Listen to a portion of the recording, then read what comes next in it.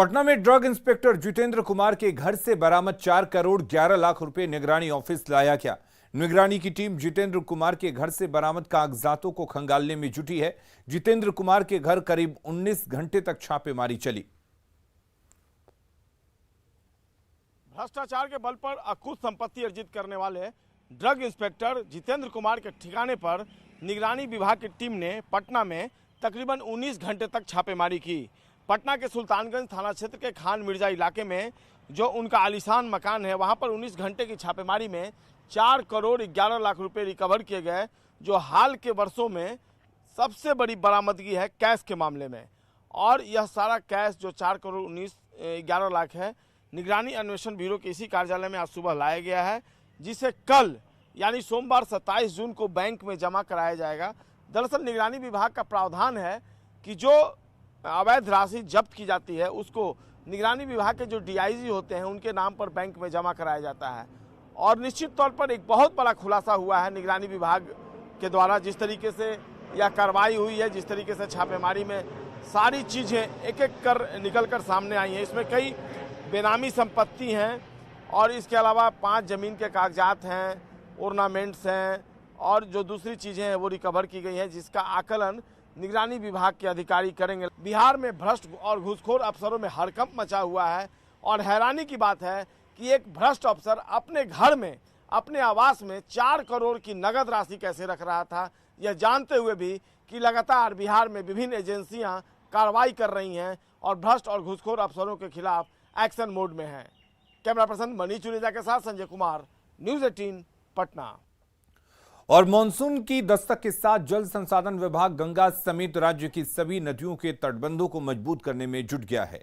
रेत से भरी बोरियों के जरिए तटबंधों को मजबूत किया जा रहा है। कुछ ऐसी ही तस्वीर पटना से सटे गंगा तट पर भी नजर आ रही है, जिसका जायजा लिया संवाददाता अमित कुमार ने।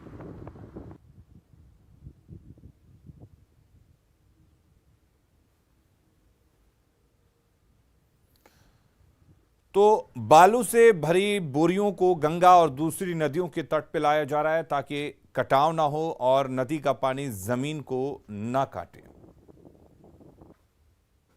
मानसून के दस्तक के साथ ही जल संसाधन विभाग जो है वो तटबंधों को संरक्षित करने में जुट चुका है। पटना की हम तस्वीर दिखा रहे हैं, गंगा किनारे की ये तस्वीर है, जहां पे आप देख सकते हैं कि ये गंगा है।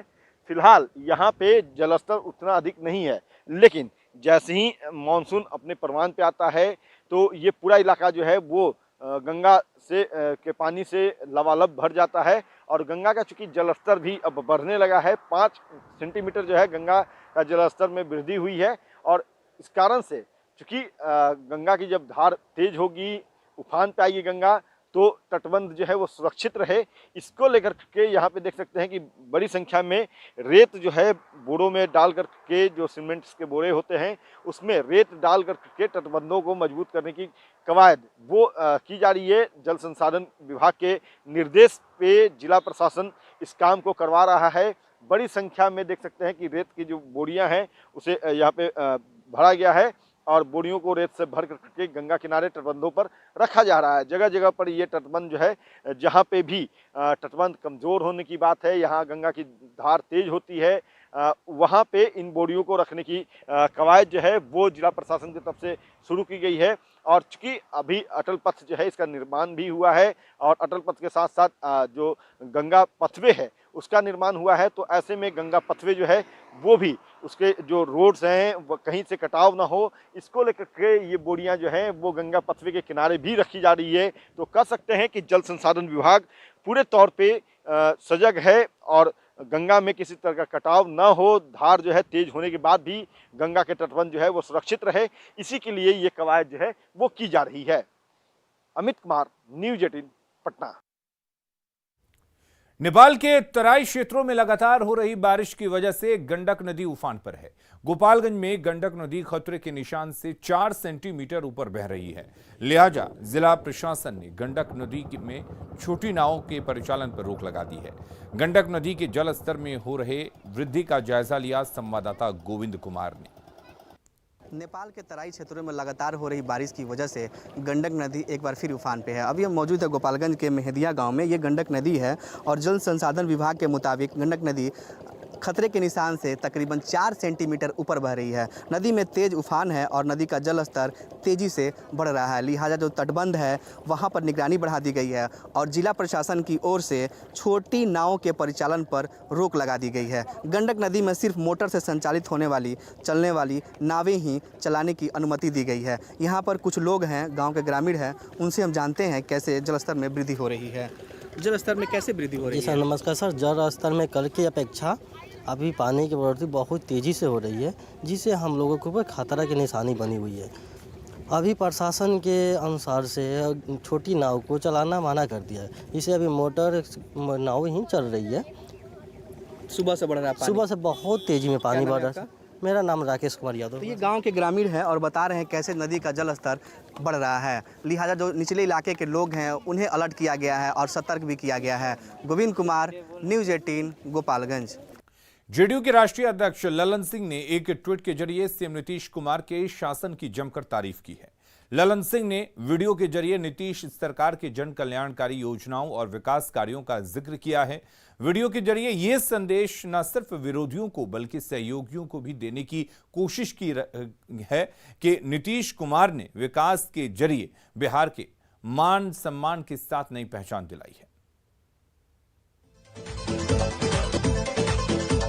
सबसे सच्चा सबसे अच्छा नेता अपना नीतीश कुमार, सबसे सच्चा सबसे अच्छा नेता अपना नीतीश कुमार, सबसे सच्चा सबसे अच्छा नेता अपना नीतीश कुमार, सबसे सच्चा सबसे अच्छा नेता अपना नीतीश कुमार, सबसे सच्चा सबसे अच्छा नेता अपना नीतीश कुमार, सबसे सच्चा सबसे अच्छा नेता अपना नीतीश कुमार।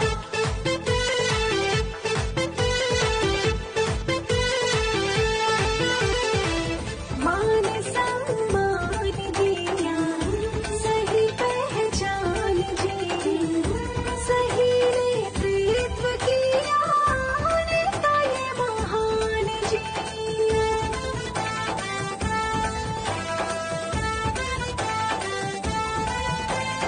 मान सम्मान दिया, सही पहचान दी, सही नेतृत्व किया, नेता ये महान जी। सबसे सच्चा सबसे सच्चा सबसे सच्चा सच्चा सच्चा नेता अपना नीतीश कुमार, सबसे कर्मठ सबसे प्रखर नेता अपना नीतीश कुमार, सबसे सच्चा सबसे अच्छा नेता अपना नीतीश कुमार।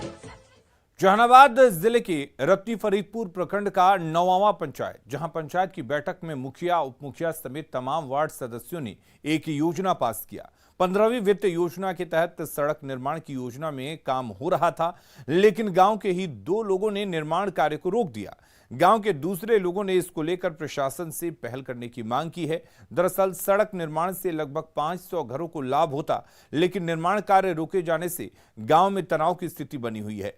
गांव के कुछ लोग इसे जातीय रंग देने की कोशिश कर रहे हैं। अगर समय रहते इसका हल नहीं निकाला गया तो स्थिति विस्फोटक हो सकती है।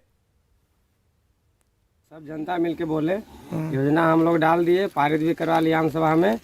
ये योजना में जब काम अति सबसे पहले कि प्राइवेट जमीन ला के बुला के नपा लिए तो जमीन निकला, तो हम लोग एनओसी भी लिए सरकार से। एनओसी लेना के बाद भी फिर रोक लगाया जा रहा है। गाँव के जिनका जमीन वही सब मिलके रोक लगा रहे हैं। दिक्कत तो है कि गैर मजरुआ जमीन है। अच्छा, उसमें रोड पार होना कोई अथी नहीं है, जनता की चीज है, जनता की सरकार के है। अच्छा, इसमें तो बनना वाजिब है। सीओ साहब आए थे ना जी? नहीं आए हैं आवेदन दे रहे। क्यों? सीओ साहब अभी तक जानबूझ के ना आ रहे हैं। मतलब सीओ तक ये बात पहुंच चुकी है।